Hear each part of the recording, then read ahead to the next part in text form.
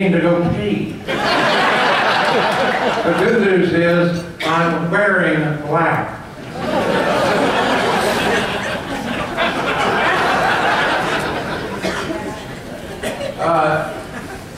Anybody else going to go pee real quick? Good?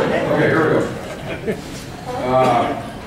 I met Terry Taylor 30 years ago in Mid-South Wrestling. That's when they had these things called territories. They're pretty cool, actually. And we both worked for Cowboy Bill Watts. I'm surprised Michael didn't tell you how bad he got screwed in the Superdome payoff. 30 years ago when he put the Junkyard Dog over.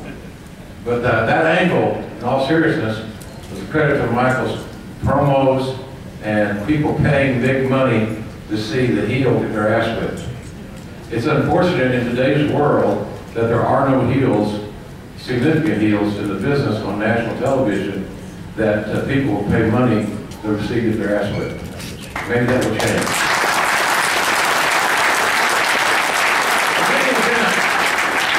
Soapbox, and I will tell you that Terry and I both worked for Bill. Bill's a very meticulous guy. Bill was, everything was detailed, I's dotted, T's crossed. The booking was done on a long storyline arc. He knew exactly where he was going. He knew when we were going to shoot the angle. We knew when we were going to blow it off. We knew we were going to heat it up. Everything was meticulously done. One time, Dick Murdoch, who was the top babyface at the time there, got fined everything he made in a week. But it's going to be a good week, 7, 8 grand. And he got fined everything he was going to make but $1. So he got a check for $1. And he was riding with me, and I had a van. And the van held a lot of beer, and Dickie liked to drink a lot of beer, so we were driving and enjoying. I had no money. Dickie bought the beer, so it was a pretty good arrangement. But he got this $1 check, and he said, I'm going to get even with Bill. So you didn't know about Dickie. Are you going to shoot him, or is he going to walk out? He had no idea. He said, I said, well, Dickie, what are you going to do? At first, I didn't say nothing, because I didn't want to be an accomplice to a murder. So I said, I just was quiet. So finally, he said, well, don't you want to know what I'm going to do to Bill? Sure. I'm never going to cash this check. Because that way, that meticulous bastard will never be able to balance his check.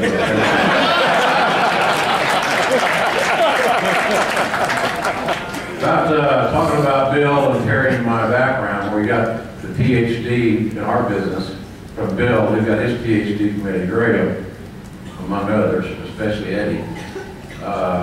My phone rang about 7 o'clock one morning, the morning of doing TV in Shreveport. And we found this really good hotel because it had this new thing called remote control television. God almighty, it was cool. And change channels anymore, nothing. It was quickly good. And all 3 channels right there at your convenience. So Watts called me at 7 o'clock. He said, I want you to call Joel, and I don't remember who else was with us, and get them to pack, we're leaving. You know, we don't do TV for like, 10 hours. I'm missing that time. Did you hear what I said? Meet me in the lobby in 10 minutes, call those other guys. I'll see you in 10 minutes. You're not there, you look like I'm leaving.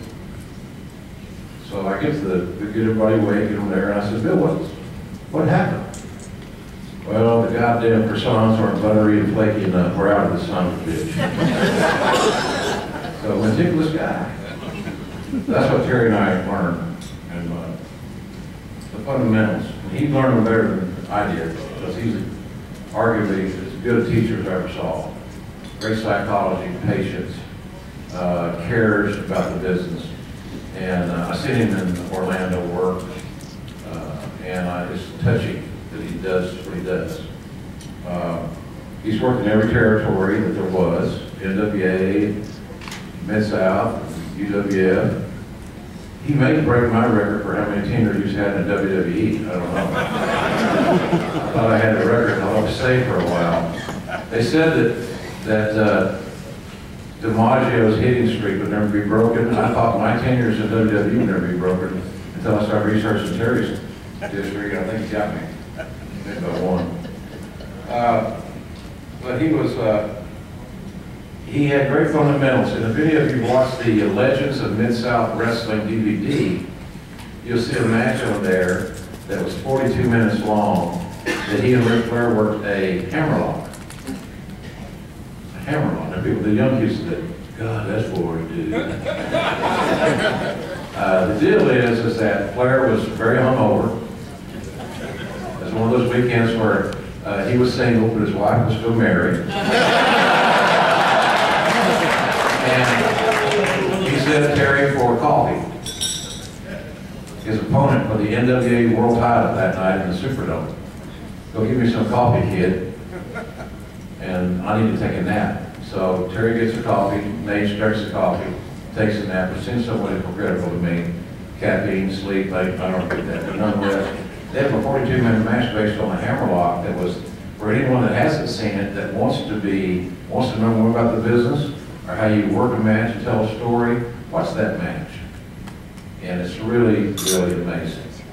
And you can turn the sound down, and you can see the stories they're telling with all their moves and the hammerlock. And you tell young guys this now, they want to do, 8 hurricane ranas and 3 or 4 moonsaults and don't sell shit.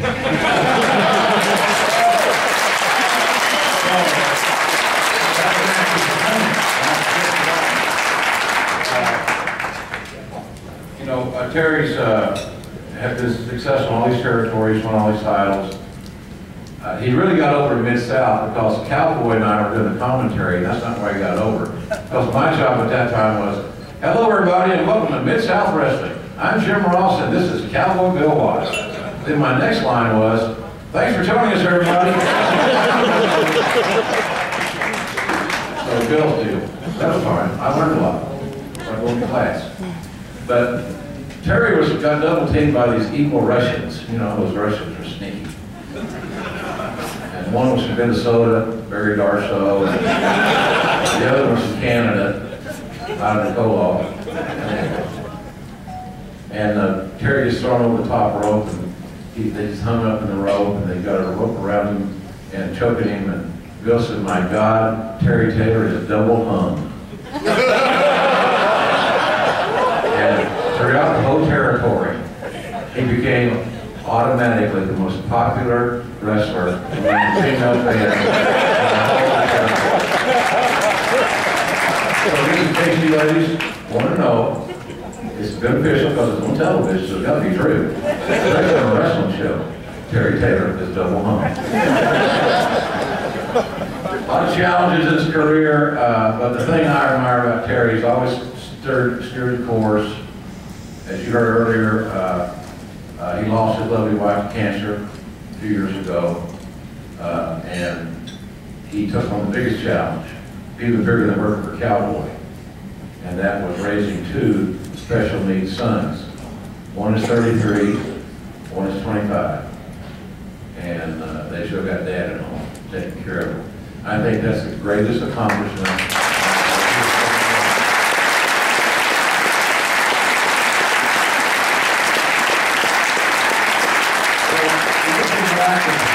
The integrity of Iron Mike and what this award was created for, to honor a special individual in our business.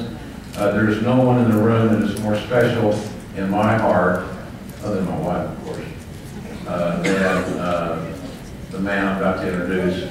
And I hope that you understand where he's been, where he is, and where he's going, and the fact that those 2 young sons, 30, young to me, 33 and 25, young to me. I got socks that old. That when they get home, they're going to see Dad's award. So we're going to bring Dad up now so we can set this award. The Iron Mike Mazurki Award goes to Terry Taylor.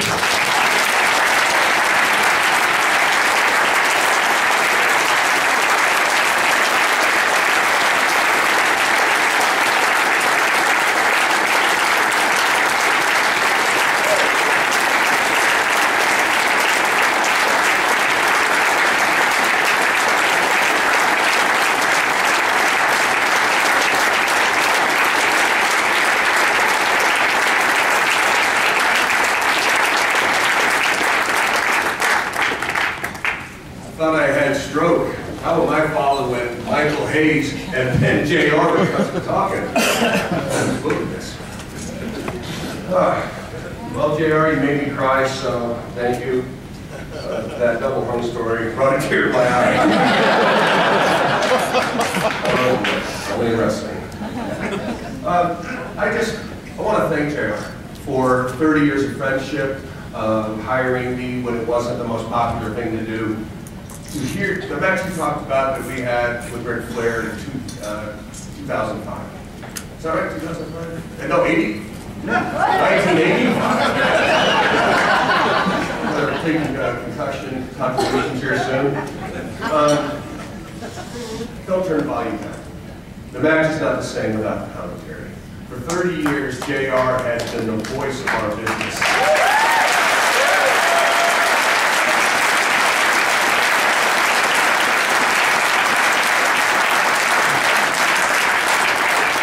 Every great moment, every great memory was made better by his commentary. Mick Foley off the top of the cage, Stone Cold's run, whatever he talked about, he made it important. He was a fan, just like us. And I tell you, I'm a fan. I started watching wrestling when I was 6 years old. I heard this gravelly voice in the other room, and I'd never heard anything like it. And I was thinking, what is that I hear? This big boom. And I go around, and championship wrestling from Florida, Gordon sold me. And I'm just sitting there watching,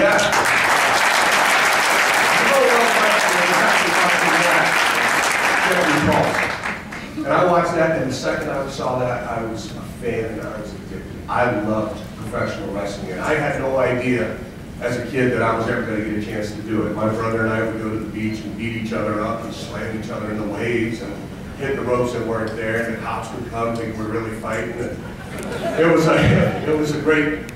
was fun. And without going on too long, I just want to tell you about my start, and then we'll go from there. I had a friend named Steve Travis, and I went to college with Steve. And he's no longer with us, he's another that's passed. And he was a defensive lineman, I played offensive center. I was 180 pounds, and he was 330. So I wasn't going to hit him in the chest. So with the ball, I snapped the ball, I crab blocked him, and he looks at me after the play and he goes, "You ever go down to my legs again, I want to put cleat marks up and down your face." I'm Terry, nice to meet you too. Well, Steve ended up having an opportunity to get a tryout with Johnny Powers and IWA or IWC. Steve says to me, he goes, "You're a big wrestling fan, show me what you know." That's like asking somebody who watches snow skiing how to go do the slalom thing and not fall on your face. So we go to the YMCA, we beat the crap out of each other, and then he has a tryout, and lo and behold, he gets a job. And I don't see him for 2 years.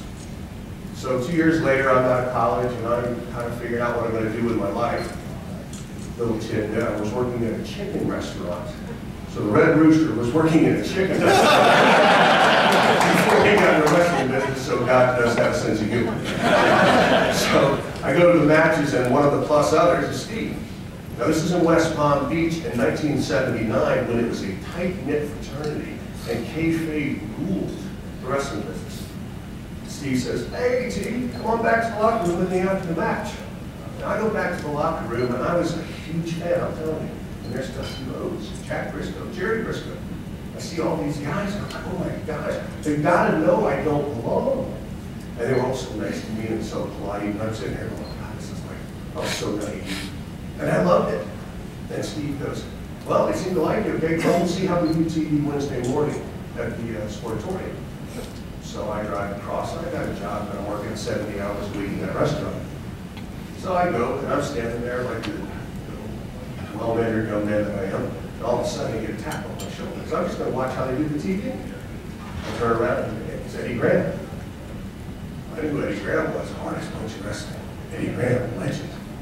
And he goes, "You got your stuff, kid?" I'm getting ready to say no. And Steve's behind me going, "Yes." "Yes, sir, I did."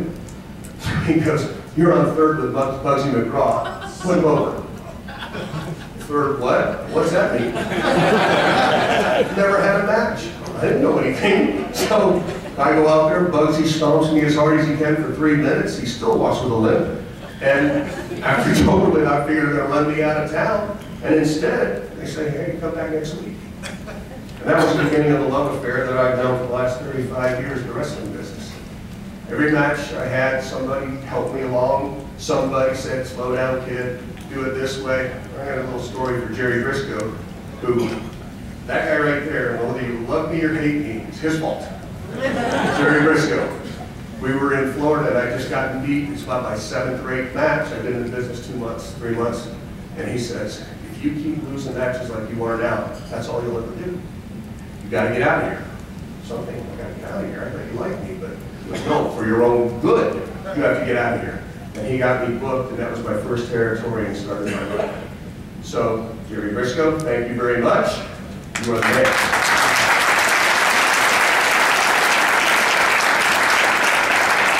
I want to say thank you to Dennis Brett for coming. He came a long way. I know you're not feeling good. I love this guy. He's the first guy to ever take pictures of me, promote me, and see anything in me in publications. And Dennis, I love you, and I appreciate you coming out this way.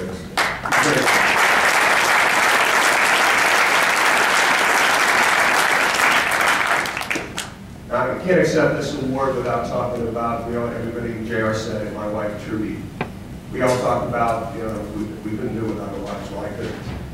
If there's anything good about me, she did it. She saw something in me that I never knew was in there. And she loved me in spite of who I was, not because of who I was. And she took care of 2 kids when I was out on the road following my dream. And she was the rock. Sorry, but not going to rock. I won't rock it. And she was the strongest person I ever knew. And she always put our family first. Anything I know about loving other people and putting others first, she taught me. And she's not here, but I guess I'm so grateful for what everybody's done. There's so many people here that had a hand in my run and what's going on. I work for WWE now, training people at the Performance Center. And it's an opportunity. It's not about me. It's about the business. And all the guys that gave something to me, hopefully I'll honor what they did for me and pass that on. So on behalf of my sons that are at home and in honor of my wife, with all the gratitude in the world, I respectfully accept the Iron Mike Award. Thank you.